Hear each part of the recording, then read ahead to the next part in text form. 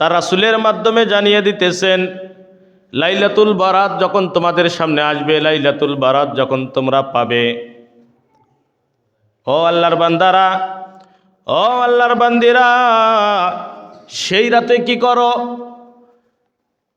ইজা কানাত লাইলাতুন নিসফি মিন শাবান, শাবান মাসের নিসফি শাবান, লাইলাতুল বারাতের রাত যখন তোমরা পাবে, আজকে আমরা সেই রাতটা যখন পাবো, যদি ইবাদত করে আল্লাহকে রাজি খুশি করতে চাই, আল্লাহর কাছে কিছু চাইতে যাই, তাহলে কিছু কিছু দল বাহির হয়েছে যারা আবার অন্য অন্য ফতুয়া দিয়ে এখান থেকে আমাদেরকে দূরে নিয়ে যাচ্ছে। কি বলেন, ঠিক না বে ঠিক?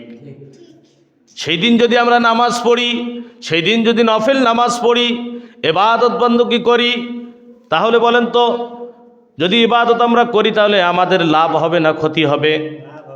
লাভ হবে। কিন্তু সেই দিনও কিছু কিছু দল বাইর হয়েছে, মানুষ বাইর হয়েছে যারা অন্য ফতুয়া দিয়ে তারা বলতেছে লাইলাতুল বারাতের রাত্রিতে যায়, যদি রাত্রি জাগরণ করার জন্য মসজিদে যায়, এরা মসজিদে যায় না, এরা যেন বেশ্যাখানায় যায়। বলেন নাউজুবিল্লাহ। কত বড় খারাপ হলে ইহুদির বাচ্চারা, নাসারার বাচ্চারা কত বড় খারাপ হলে এরকম কথা তাদের মুখ থেকে বাহির হয়। তারা রাজনীতি ভরে যাচ্ছে, তারা যেন রাত্রি জাগরণ করার জন্য যায় না, নামাজ পড়ার জন্য যায় না, এরা যেন বেশ্যাখানা যাওয়া আছে, ভালো আছে। নাউজুবিল্লাহ আরেকবার বলেন। কিন্তু সেই রাতে কি হয়? আল্লাহ পাক রব্বুল আলামিন তার রাসূলের মাধ্যমে জানিয়ে দিতেছেন, যখন তোমরা লাইলাতুন নিসফির ওই যে বরাতের রাত্রিটা পাবে, সেই রাত্রি তোমরা জাগরণ করো, নফল নামাজ পড়ো। রাত্রি জাগরণ করে সারা রাত ধরে নফল নামাজ করে পড়ে আল্লাহ পাক রব্বুল আলামিনের কাছে বেশি বেশি করে চাও।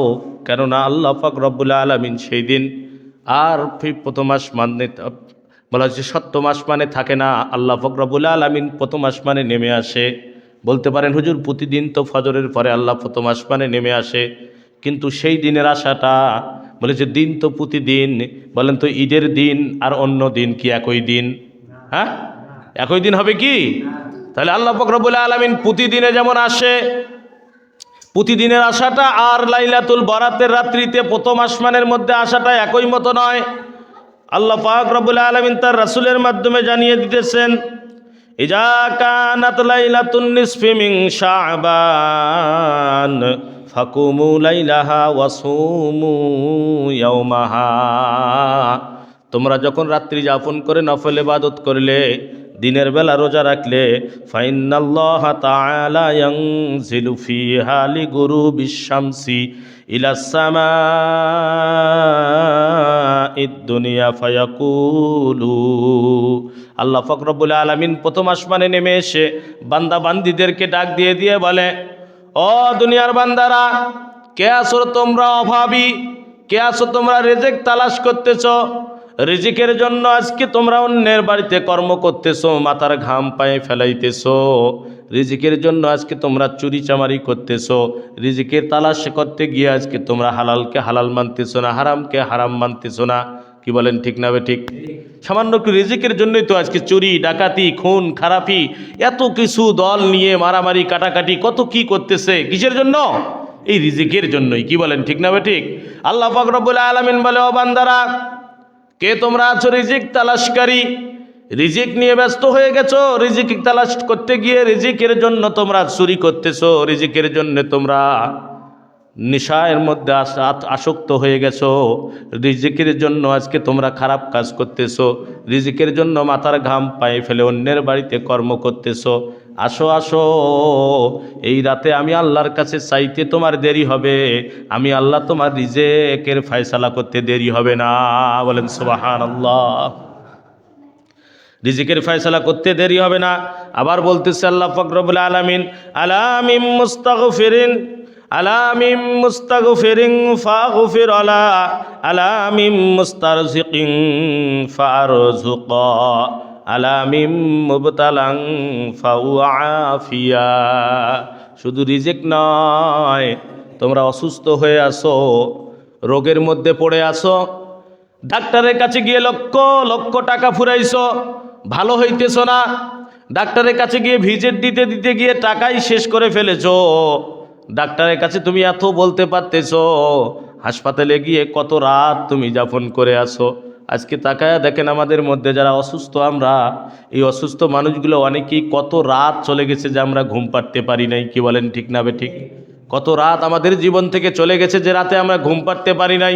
কিন্তু এত অসুস্থ থাকার কারণে কোনো দিন মসজিদের মধ্যে এসে সারাদিন বারান্দায় বসে থাকলাম না, সারা রাত ধরে মসজিদের মধ্যে নফল ইবাদত করে আল্লাহর কাছে কোনো দিন একটা দিনের জন্য চাইলাম না, আল্লাহ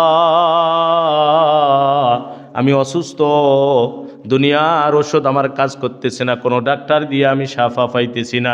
রব্বুল আলামিন, তোমার ঘরে এসেছি, রাত্রি যাপন করেছি, আল্লাহ তোমার কাছে চাই, আল্লাহ আমার অমুক রোগ, আমার এমন গোপন রোগ যে রোগ আমি স্ত্রীর কাছে বলতে পারতেছি না, আমার এমন গোপন রোগ যে রোগ আমার ডাক্তার ধরতে পারতেছে না।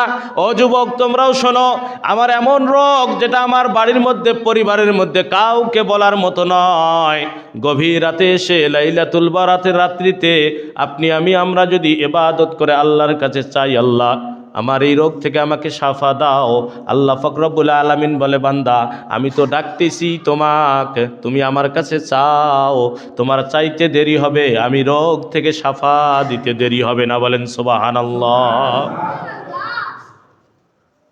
আজকে অসুস্থ হয়ে বিছানায় পড়ে আছি, ওষুধ খাইতেছি, ডাক্তারের কাছে দৌড়াইতেছি, রংপুর যাইতেছি, দিনাজপুর যাইতেছি, ঢাকায় যাইতেছি, দেখেন কত জায়গায় দৌড়াদৌড়ি করতেছি, কিন্তু আল্লাহর ঘর মসজিদের মধ্যে আমি দৌড়াই না, আল্লাহর ঘরের মধ্যে আমরা আসি না, এখানে একটা রাত এসে যাপন করলাম না, একটা রাতও কাটাইলাম না। সেই মানুষটাকেও আমি ডাক দিয়ে বলবো, এই যে আমাদের জন্য লাইলাতুল বারাত আসতেছে, এই বারাতের মধ্যে কমপক্ষে একটা রাত যাপন করে আল্লাহর কাছে ডাকি, আল্লাহর কাছে কাঁদি, আল্লাহকে বলি, আল্লাহ আমার অমুক রোগ আছে, আল্লাহ যে রোগের কারোর কথা আমি আমার স্ত্রীকে বলতে পারতেছি না, যে রোগের কথা আমার মাকে বলতে পারতেছি না, বাবাকে বলতে পারতেছি না, যে রোগ আমার শরীরের মধ্যে আমি ডাক্তারের কাছে যাই, ডাক্তার আমার ধরতে পারে না, যে রোগ আমার ওষুধ খেলেও সারে না, আল্লাহ আপনার কাছে আমি চাই, আল্লাহ আমার এই রোগ থেকে তুমি শাফা দাও। আল্লাহ পাক রব্বুল আলামিন বলে, আমি তো রোগীকেই ডাক দিতেছি, ও রোগীরা তোমরা আমার কাছে চাও, আমি আল্লাহ পাক রব্বুল আলামিন দিয়ে দেব। বলা হয়েছে প্রথম আল্লাহ পাক রব্বুল আলামিন তার রোগ থেকে শাফা দেয়। তাহলে আল্লাহ যদি আমার রিজিকের ফয়সালা করে দেয়, আল্লাহ যদি আমাকে রোগ থেকে মুক্তি দেয়, তাহলে বলেন তো আমাদের আর কোনো চিন্তা আছে নাকি? আর কোনো চিন্তা থাকবে না। কিন্তু দেখেন, একটা রাত, বছর ঘুরে একটা রাত, লাইলাতুল বারাতের রাত, নিসফে শাবানের রাত আমাদের কাছে আসে। সেই রাতটা পাওয়ার পরে অনেক কপাল পড়া আছে, সেই রাতের মধ্যে আমরা ইবাদত বندگی করে কাটাইতে পারি না। দিনের বেলা আমরা রোজা রাখতে পারি না। একটা রোজা যদি কেউ রাখতে পারে, বলা হয়েছে 1 বছর ধরে রোজা রাখলে যে সব হবে, সেই সব তার আমলনামায় দেওয়া হবে। বলেন সুবহানাল্লাহ। কত ফজিলত আল্লাহ পাক রব্বুল আলামিন দিয়েছেন। কিন্তু দেখেন, অনেকেই রিজিকের তালাশে আমরা ঘুরতে গিয়ে, কামাই করতে গিয়ে সারাদিন পেটের মধ্যে রিজিক যায় নাই আমার, সারাদিন আমি খাইতে পারি না, কত দিন না খেয়ে আমার চলে যাচ্ছে। তারপর আমার কর্মকে আমাকে ঠিক থইতে হবে, কাজ আমাকে করতে হবে, টাকা আমাকে ইনকাম করতে হবে, এই রিজিক নিয়ে আমাকে বাড়িতে যাইতে হবে। এই ফয়সালার জন্য আমি সারাদিন না খেয়েছিলাম। কিন্তু আমি এই যে রজব শাবান আমাদের কাছ থেকে চলে যাচ্ছে, শাবান মাস, এই শাবান মাসও আমরা কি করতে পারি নাই? একটা রোজা রাখতে এ পর্যন্ত পারি নাই। সামনে পারবো কিনা এরকম নিয়ত ইনশাআল্লাহ মনে হয় করি নেই। কিন্তু নিয়ত করতে হবে। নিয়ত করলেও কবুল করা মালিক কে? কবুল করা মালিক আল্লাহ। তাই জন্য আল্লাহ পাক রব্বুল আলামিনের কাছে আমরা নিয়ত করব, লাইলাতুন নিসফি মিন শাবান, যে শাবান মাস আমরা পাইতেছি। আজকে দেখা যাচ্ছে যে অনেক মানুষ যে আমাদেরকে প্রতারণার মধ্যে ফেলাইতেছে, বলতেছে যে বরাতের রাতের কথা কোরআনেও নাই, হাদিসেও নাই, কোনো জায়গায় নাই, তোমরা বরাত নিয়ে কেন এত পাগল, কেন এত পাগল, বরাত নিয়ে কেন এত পাগল? আরে পাগল, বরাতের কথা কেন থাকবে? আল্লাহ পাক রব্বুল আলামিন তো বলছে নিসফি মিন শাবান। নিসফি মিন শাবান মানে কি বোঝায়? নিসফি মিন শাবান মানেই বরাতের রাত্রি, লাইলাতুল বরাতের রাত্রি। কিন্তু দেখা যাচ্ছে যে বরাত কথাটা নাই। আজকে নামাজ কথা কোরআনের মধ্যে কোথাও আছে? নামাজ তো কোথাও নাই। সালাত আছে। কি আছে? সালাতের কথা বলা আছে। তাহলে সালাতের কথা বলা থাকলে নামাজের কথা কি আবার খুলে বলতে হবে? নামাজের কথা উল্টা খুলে বলতে হবে? এরা কোনোদিন ইমানদার হতে পারে না, এরা কোনোদিন মুমিন হতে পারে না। এরা যদি ইমানদার মুমিন হতেও, তাহলে মানুষকে আল্লাহর কাছে সেজদা দেওয়া থেকে দূরে থাকার জন্য কোনোদিন পরামর্শ দিতে পারত না। তাহলে এই পরামর্শগুলো আমাদের শোনা যাবে? এই পরামর্শগুলো শোনা যাবে না। মা আয়েশা রাদিয়াল্লাহু তাআলা আনহা, হাদিস শরীফ খুঁজলে পাওয়া যায়, মা আয়েশা রাদিয়াল্লাহু তাআলা আনহা একদিন রাতের মধ্যে ঘরের মধ্যে সাজুগুজু করতেছে, সুন্দর করে আছে। আল্লাহ রসুল তার ঘরের মধ্যে আসলেন। বলা হয়েছে কাপড়টা খোলাইলেন, পোশাক খোলাইলেন, আবার কিছুক্ষণ পর তার কাপড় পরিধান করলেন, পরিধান করে আবার ঘর থেকে বের হয়ে গেলেন। মা আয়েশা রাদিয়াল্লাহু তাআলা আনহা দেখেই তো মন খারাপ করে ফেললেন, মনে মনে রাগ হয়ে গেলেন। আমার ঘরে রাসূল আসলেন, আজকে আমি জানি আমার ঘরে রাসূল থাকবে, আমার কাছে থাকবে, কিন্তু রাসূল আমার ঘর থেকে বের হয়ে আবার কোন বিবির ঘরে গেল? মা আয়েশা রাদিয়াল্লাহু তাআলা আনহা এবার খুঁজে খুঁজে সমস্ত বিবির কাছে, সমস্ত বিবির ঘরে একে একে দেখা শুরু করলেন।